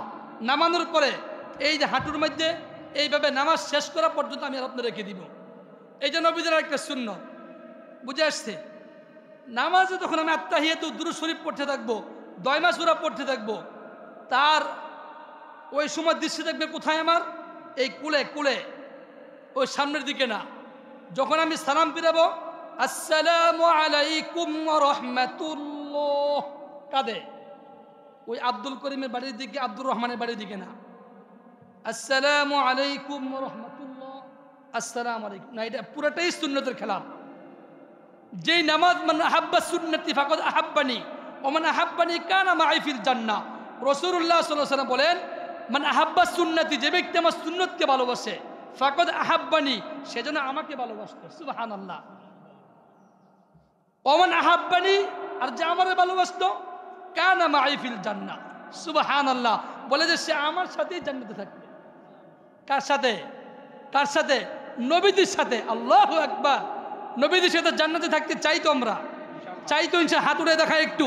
নারে তাকবীর, নারে তাকবীর, আল্লাহু আকবার, নারে তাকবীর। আল্লাহ পাক আমাদের সবাইকে সুন্নতনা জিন্দেগি আপনি আমাদেরকে বানানোর তৌফিক দান। আমিন। তাইলে এই হলো আমাদের সুন্নত। আমি আর আপনি যদি তাহাজ্জুদ গুজার হই, নামাজিওয়ালা হই, দিনদার মুত্তাকিন হই, রাসূলুল্লাহ সাল্লাল্লাহু আলাইহি ওয়াসাল্লাম বলছেন আপনার ছেলে, আপনার মেয়ে, আপনার নাতি, আপনার পুতি দাঁড়ায়, নামাজে গিয়ে দাঁড়ায়। যখন কোনো মা বাবা নামাজে দাঁড়ায়, তার ছেলেমেয়েরা যখন নামাজে দাঁড়ায়, দাঁড়ানোর পরে যখন মা বাবা জানি কি জানি পরে ঠুট নাড়তে থাকে, ঠিক জানে না, সেজদা যায়, কিচ্ছু জানে না। রাসূলুল্লাহ সাল্লাল্লাহু আলাইহি ওয়াসাল্লাম বলেন তার মা বাবার আমল নামায় সে 1200 বছর, 12,000 বছর, সে 12 বছর দাঁড়ায় নামাজ পড়লে যেই পরিমাণ সব আল্লাহ তাআলা তাকে দান করবে, ওই যে সে নামাজি হওয়ার কারণে, নামাজ পড়ার কারণে ঘরের ভিতরে তার ছেলে আর তার মেয়ে, তার নাতিপুতিতে দাঁড়াইলো নামাজে, সে ঠোঁট নাড়লো, এই ঠোঁট নাড়ার কারণে আল্লাহ তাআলা তার মা বাবার আমল নামায় ওই পরিমাণ সব দান করবে। তাহলে ঘরের ভিত্তিতে নামাজি হওয়া উচিত কিনা বলেন? আমার বিবি জোহরের নামাজ কাজে যায়, আসরের নামাজ কাজে যায়, মাগরিবের নামাজ কোনো রকম টাইম দিয়া পায় বা না পায়, এশার নামাজ কোনোদিন মন চাইলে হয়, নাহলে ঘুমে, ফজরের নামাজও ঘুমে। আমার ছেলে আমার মেয়ে হবে কেমন নামাজি? আরে আমার ছেলে আমার মেয়ে জন্য সবচেয়ে বড় বিশ্ববিদ্যালয় তো আমি। আমার ছেলে আমার মেয়ের জন্য তো আমি নির্দিষ্ট করবো উস্তাদ। একটা কথা বলে আপনাকে মনে কষ্ট লাগবে, কষ্ট লাগলেও বলতে হবে, এটা সংস্কার হওয়া উচিত। আমি আর আপনি যে উস্তাদের কাছে পড়াইতেছি, আমার ছেলেকে আমার মেয়েকে যার কাছে আমি মক্তব পড়াইতেছি, সেই হুজুরের কাছে, সেই হুজুরকে আমি নির্ধারণ করি, যে হুজুরকে 2 টাকা কমে পাওয়া যায় তার কাছে আমি নির্ধারণ করি তার আমল ঠিক আছে কিনা, তার সে সুন্নতের উপরে আছে কিনা, কোনো কিছু তদারকি করার ফিকির নাই। 200 টাকা কমে পাইছি বা সুদূর নিয়ে নেই। ঢাকা শহরেতে আলহামদুলিল্লাহ মক্তবে তো প্রত্যেকটা মহল্লায় মহল্লায় মক্তব আছে মাশাল্লাহ। ঢাকা শহরে অনেক জায়গায় আছে, অনেক জায়গায় নাই। বাসা বাড়িতে ইমাম মুয়াজ্জিন খাদেম সাহেবরা বাস পড়াইতে যায়, আমার কাছে এসে বলে হুজুর একজন হুজুর দেওয়া যায় কিনা। আমি ঢাকা শহরে আজও পর্যন্ত কোনো বাসায় যাইনি, আমার কাছে বেহুরমতি লাগে। যেই দামি এলেম নিয়ে তুমি জান্নাতের সার্টিফিকেট হবা, সেই কোরআনের এলেম নিয়ে তোমার বাসায় আমি যাব, তাহলে এটা কেমন জানি কোরআনকে বিক্রি করা হইলো, কোরআনকে ছোট করা হইলো। এলেম তো তোমার আমার চাইতেও দামি, এলেম তো কোরআনের এলেম তো তোমার আমার চাইতে 1000 গুণে দামি। একদিন তুমি মারা যাবা, তুমি শেষ হয়ে যাবা, কিন্তু কোরআন শেষ হওয়ার না। কোরআন মাখলুক না, কোরআন তো কোনো মাখলুক না। তাহলে কোরআন নিয়ে আমি বাসায় যাই আমি তোমাকে পড়ানোর জন্য, তাহলে এটা আমার ব্যক্তিগতভাবে যেমন কেমন জানি কোরআনকে ছোট করা হয়, যা আজও পর্যন্ত আমি যাই না। তো ইমামতি করি, মুসল্লিরা বলে হুজুর একজন হুজুর দেন। তখন বলতে বলতে আচ্ছা ঠিক আছে দিমনে, হুজুর টাকা পয়সা কেমন? হুজুর একটু কমের মধ্যে দিন। বেচারা বাড়িওয়ালা চাইলে সে 5000 টাকা মাসে দিলেও পারে, কোনো সমস্যা নেই।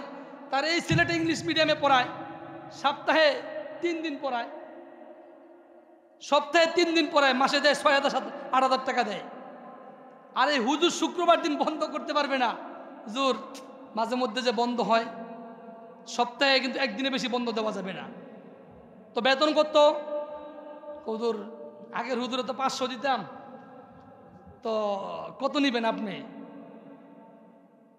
তখন আমি বলি যে কমপক্ষে 3000 টাকা লাগবে, আধা ঘন্টা 15 ঘন্টা পড়াবে, এত সম্ভব না। পাশে খবর নিয়ে শুনলাম ওই আরেক পাশের মসজিদের খাদেম সাহেব বেচারা কোনো রকম কোরআন শরীফ পড়তে পারে, হ্যাঁ পাইছে 300 টাকা লয়ে গেছে। আজকে আমি কোরআনুল কারীম এলেম শিখবো। রাসূলুল্লাহ সাল্লাল্লাহু আলাইহি ওয়াসাল্লাম বলছেন, আমি আর আপনাদের এলেম শিখাইলাম আমার বাচ্চাকে, বিবিকে, আমার সন্তানকে আমি কোরআন শিখাইলাম, কিয়ামতের ময়দানে যতগুলা টাকার পিছনে ব্যয় হইল, এই টাকাগুলার বিনিময় আল্লাহ তাআলা আপনার আমল নামায় আল্লাহ লিখে দিবেন। লস না লাভ। তাইলে আপনাকে ইমাম সাহেবের মক্তব্যের জন্য কয়টা করে পাঠান? 50 টাকা 100 টাকা। ইমাম সাহেব বেতন কত? 5000 আর 6000, 8000 আর 10000। এটা একটা ব্রিটিশ স্টাইল। বিশ্বাস করেন, বিশ্বাস করেন এটা কি? এই যে সমাজের রীতিনীতি, এটা পাল্টানো দরকার। কেন জানেন? এটা ব্রিটিশের একটা চাইল্ড চক্রান্ত ছিল, মানুষ যেন তাদের সন্তানদেরকে মাদ্রাসায় আলেম না বানায়, হাফেজ না বানায়। কেন কেন বানাইব না? আজকে আমার মামারা আছে, ভাইয়েরা আছে, এদেরকে যদি বলি সেদের পড়া, এই পড়ায় লাভ কি? কয়টা বেতন নাইব? বউগুলা মনে খাইতে পারবো নি? আমি যখন মাদ্রাসায় পড়ি, মহিষাদম হাকিমুন্নেসা মাদ্রাসায়, জীবনের শুরুটা থেকে আমার চাচা অ্যাডভোকেট, আরো কয়েকজন আছেন, কি করছেন, কি করেন, কই দিচ্ছেন, সাল্লাল্লাহু পয়রা কয়টা পাইব? জীবনে বউগুলা মনে খাইতে পারবো নি? এই মাদ্রাসায় কেন পড়ছি? এই জন্য কত বাবার তিরস্কার শুনতে হইল। যে চাচারা বলতো, ওই চাচার বাবা মারা গেছে,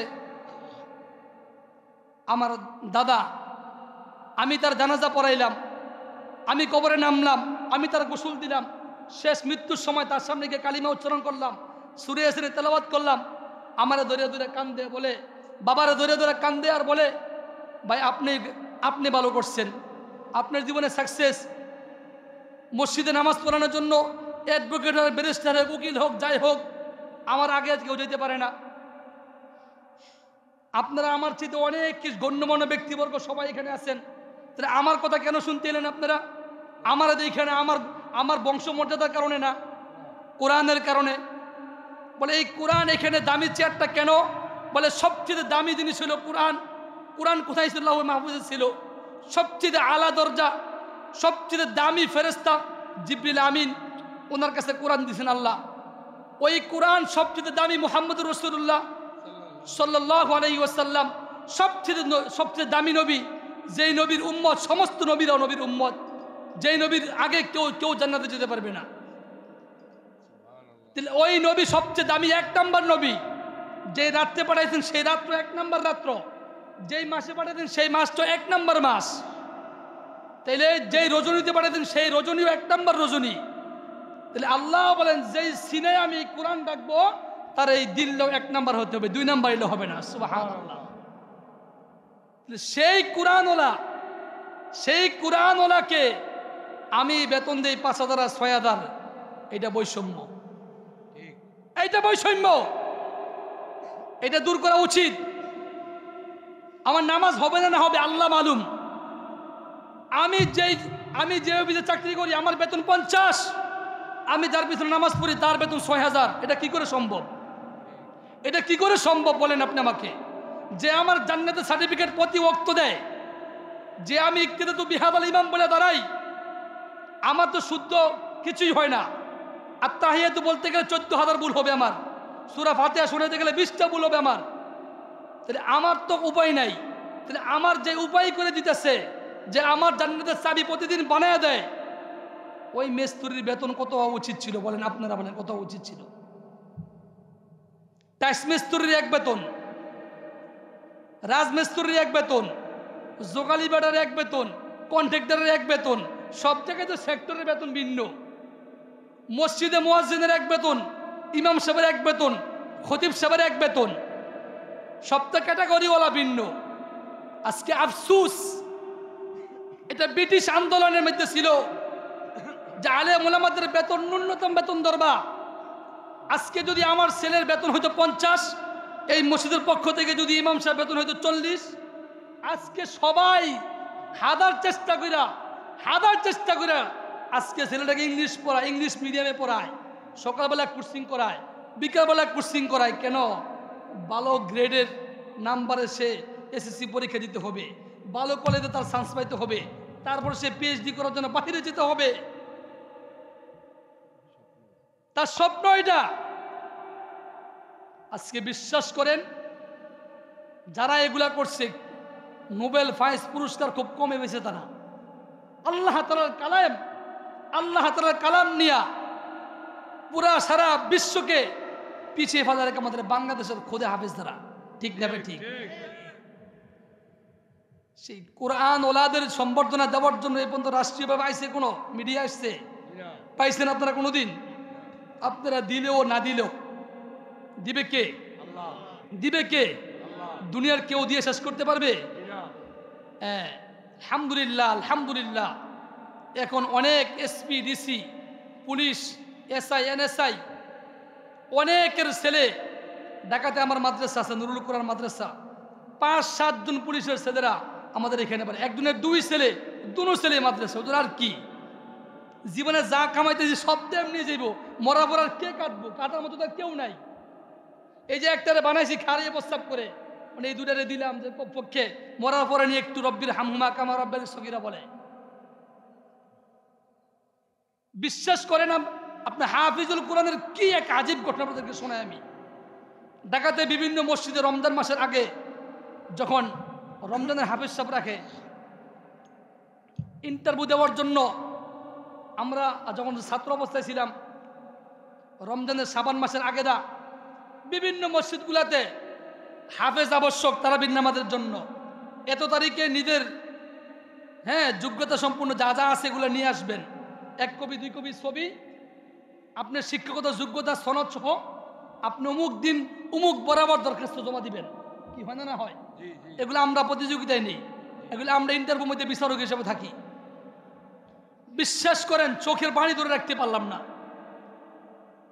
যে মসজিদে তারাবি নামাজ পড়াইছি আমি, নারায়ণগঞ্জ স্বামী মুসলমানের বাড়ির পাশে সাবেক এমপি যিনি ছিলেন, খেলা হবে 70 রাকাত 80 রাকাত নামাজ যিনি পড়তেন, কোন চুমু পড়তেন আল্লাহই জানে, আল্লাহই জানে 70 রাকাত 80 রাকাত নামাজ কেমনে পড়ে। আমি নামাজে দাঁড়াইছি একজনের সাথে, নারায়ণগঞ্জে দীর্ঘ 8 বছর তারাবি নামাজ পড়ে স্বামী মুসলমানের বাড়ির পাশে মসজিদে, জামতলা দোবাপট্টি, একবারে মনে করেন ওই চাষরা জামতলা দোবাপট্টি হীরা কমিটি সেন্টারের পাশ দিয়ে ঢুকলে তারা চিনেন, এখানে চিনবেন তারা বুঝলে, এর পাশে স্বামী মুসলমানের বাড়ি। কোটিপতি 4টা 5টা ইন্দ্রিসিংহ মালিক, সে নামাজ পড়ে।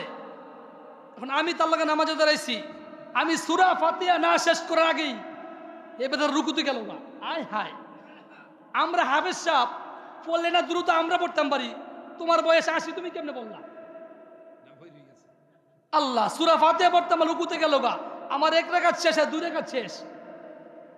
এইভাবেই হাজার হাজার মানুষ আজকে আমার আপনার সমাজে নামাজ পড়ে, ঠিক না বেঠিক? ওই মসজিদে ইন্টারভিউ দিছি নামাজ পড়ানোর জন্য, 2 জন হাফেজ সাহেব, আমাদের ইন্টারভিউ দেওয়া সব শেষ, সব শেষ ইন্টারভিউ দেওয়া, ইন্টারভিউ সিবি আমরা জমা নিছি। নেওয়ার পরে যেদিনকে আমরা ফলাফল ঘোষণা করব, যেদিনকে ফলাফল ঘোষণা করব ওই দিন পিছন থেকে 2 জন ছোট্ট বাচ্চা আইসা পিছন থেকে নখ দিতেছে। আইসা নখ দিয়ে বলতেছিল যে আমি তারাবি ইন্টারভিউ দিব। আমরা বললাম যে তারাবি ইন্টারভিউ নেওয়ার সিবি জমা দেওয়া শেষ। ওই 2 জন ছোট্ট বন্ধু, একবারে ছোট নাবালক, এমন ছোট্ট একটা বান্দা, ছোট্ট 2 ভাই বলে ইন্টারভিউ দিবে। খাদেম সবাই সব মুয়াজ্জিন সবাই কানে কানে বলে, হুজুর গত সপ্তাহে ইন্টারভিউ হয়েছে, আজকে আমাদের ফলাফল ঘোষণা করার সময়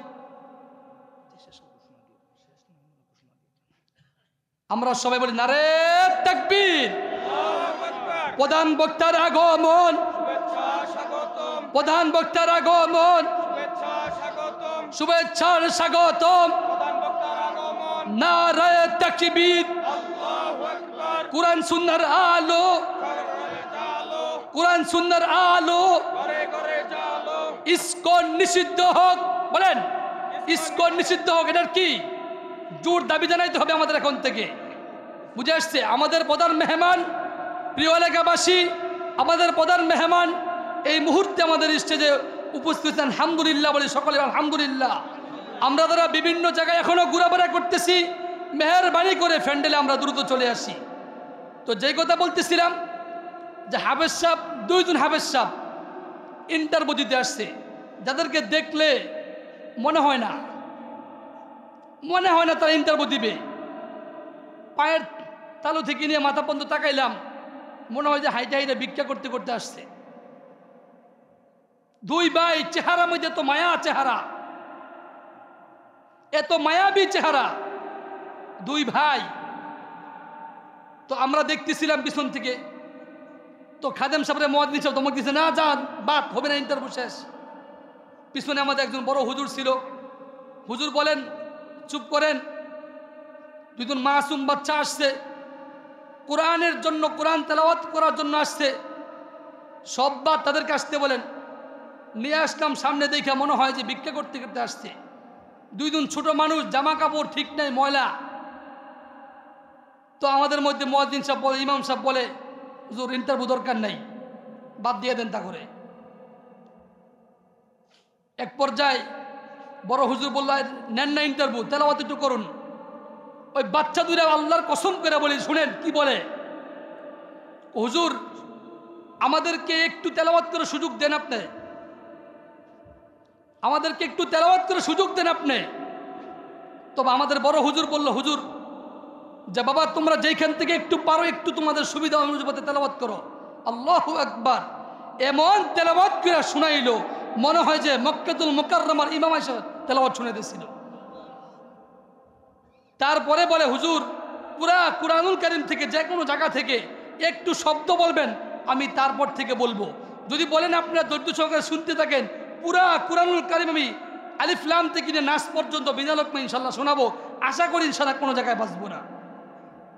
পাশে মুতাওয়াল্লি সাহেব বসা, মুতাওয়াল্লি সাহেব লাভ দিয়ে উঠে কয় সব ইন্টারভিউ সব বাদ, কোনো বিচারক লাগবো না, বিনা প্রতিদ্বন্দ্বিতায়, বিনা প্রতিযোগিতায়, বিনা ইন্টারভিউতে আমার পছন্দ হয় দুজন হাফেজ সাহেবকে আমি রাখবো। আল্লাহু আকবার। যাক, রমজান মাসে তারাবি শুরু হয়ে গেল। এমন সুন্দর তেলাওয়াত সুদি মধু সুরে হুসনে সৌদে তেলাওয়াত শুরু করেছে, প্রত্যেকটা মানুষ মনে হয় যে বাইতুল মুকাররম নয়, বাইতুল মুকাদ্দাস নয়, মুক্কাতুল মুকাররমা হেরাম শরীফে নামাজ পড়তেছে, মসজিদে নববীতে নামাজ পড়তেছে। রাস্তাটা মানুষগুলা যায়, মহিলারা পথের সামনে দাঁড়ায় দাঁড়ায় শুনে, আল্লাহ তোমার কালাম কত দামি, তোমার কালাম কত সুন্দর। এত শ্রুতি মধুর তেলাওয়াত শুনে হঠাৎ করে একদিন সত্য তারাবির দিন, সত্য রমজানের দিন যখন আসছে, তার বাবা পিছন একজন মুরব্বী এসা হাউমাউ করে কাঁদতেছিল, ছেলে দূরে দইরা, ছেলেও কাঁদে, বাবাও কাঁদে। মানুষজন জিজ্ঞাসা, আপনি কেন কাঁদতেছেন? আপনার কোনো টাকার সমস্যা, সাহায্য লাগবে? কয় না, আমার কিছু লাগবে না, কিছু লাগবে না। ছেলে দুইটা যখন মসজিদ থেকে বের হয়, আমি আর আপনি তো নামাজ পড়ার পরে যা যা মতো হুড় করে বের হয়ে যাই। ঢাকা শহরে বড় বড় মসজিদগুলোতে রমজান মাসে হাফেজ শব্দের সাথে কোলাকুলি করার জন্য সিরিয়াল ধরে থেকে বীর জমায়। তো ছোট্ট মানুষ তেলাওয়াত করে, সবাই সিরিয়াল দৈরা দৈরা বাস মুয়ানাকা কোলাকুলি করতেছে। আর পিছন দিক থেকে বাবা দেখে, বাবা অজুরে কাঁদতেছে, ছেলেগুলো মুসাফা করতে করতে তার বাবা পর্যন্ত আসছে, আর বাবাও কাঁদতেছে। মানুষজন বীর জমা দিছে, কেন কাঁদতেছেন আপনি, কি সমস্যা? মানুষজন সামনে ধরে নিয়ে গেছে, যাওয়ার পরে বলতেছিল, আমি তো এই জন্য কাঁদতেছি না, আমি আজকে কাঁদতেছি আমার খুশির কান্না, খুশির কান্না। কিসের খুশি আপনার? বলে আমি দেখতেছিলাম আমার কলিদার দুই টুকরোর সাথে আপনারা ধনাঢ্য ব্যক্তিরা, যারা প্রভাবশালী মানুষ, তারা তাদের সাথে বুক লাগাইতেছেন। আমি অযোগ্য বাবা, আমি একজন রিক্সা চালক, আমি একজন ভ্যান চালক, আমার ছেলের সাথে আজকে কত মানুষ আজকে বুক মিলায়, সেই খুশিতে আজকে আমি আত্মহারা হয়ে কাঁদতেছি। আর কেন কাঁদেন? বলে কাঁদতেছে এই কারণে, বলে যে তার মাটা গত এক সপ্তাহে মারা গেছে। মানুষজন বলে, মিয়া আপনি কাঁদেন কেন? আপনি তো হীরার টুকরা পাইছেন, আপনি হীরার টুকরা পাইছেন আপনি। এই জন্য আমি বলবো, ছেলে মেয়েদেরকে নেককার বানায় যান, হাফেজ আলেম বানায় যান। মানুষজন বলছে, ওলামা একরাম বলছে, বাবা তারাবি নামাজ শেষ করে তোমার মার শিউরে পাশে গিয়ে দাঁড়িয়ে দাঁড়িয়ে তুমি কাঁদবা। আর বলেন, আপনার মা বাবার জন্য আপনি যেভাবে কাঁদবেন, এইভাবে কি আর কেউ কাঁদবে? এইভাবে কি কারো কান্না আসবে? আমার মার জন্য আমার কলিদা সিরা, কলিদা ফাটা যে কান্নাটা আসবে, এই কান্না কি আপনার জন্য আমার আসবে? তাহলে এই জন্য প্রত্যেকের ছেলেমেয়েরা যদি নেককার না হয়, দিনদার মুত্তাকি না হয়, আল্লাহওয়ালা বুজুর্গ না হয়, তাহলে আমার আপনার জন্য কেউ কাদারও কেউ থাকবে না। এই জন্য আজকের মাহফিল থেকে যেটা আমি বলবো, নিজে আমলি হই, নিজে নেককার হই। আল্লাহিল্লাহু ইয়াউমাইযিন বা'দু মা'দুউন ইল্লাল মুত্তাকিন। হ্যাঁ, আমি আজকে দুনিয়ার মোহে পড়ে যাকে বন্ধু বানায় গুড়ায় নিমজ্জিত হয়েছি, কিয়ামতের ময়দানে সে আমাকে জাহান্নামে ছাড়া যাবে না। আর যদি নেক কাজের বন্ধু বানাতে, নেক কাজের বন্ধু আমাকে জান্নাত ছাড়া আমাকে কোথাও জায়গা দিবে না। তাহলে আসুন হাত মিলিয়ে আজকে থেকে মানুষদেরকে সৎ ব্যবহার করব, মানুষদেরকে সৎ কথা বলবো, ভালোর দিক নির্দেশনা দিব, খারাপ দিক নির্দেশনা দিব না, মানুষদের কি হক নষ্ট করব না। আল্লাহ পাক আমাকে আপনাকে যেই কথাগুলো বললাম, আল্লাহ তাআলা আমাকে আমল করার তৌফিক দান করুক। আমি আপনাদের আপনজন হিসেবে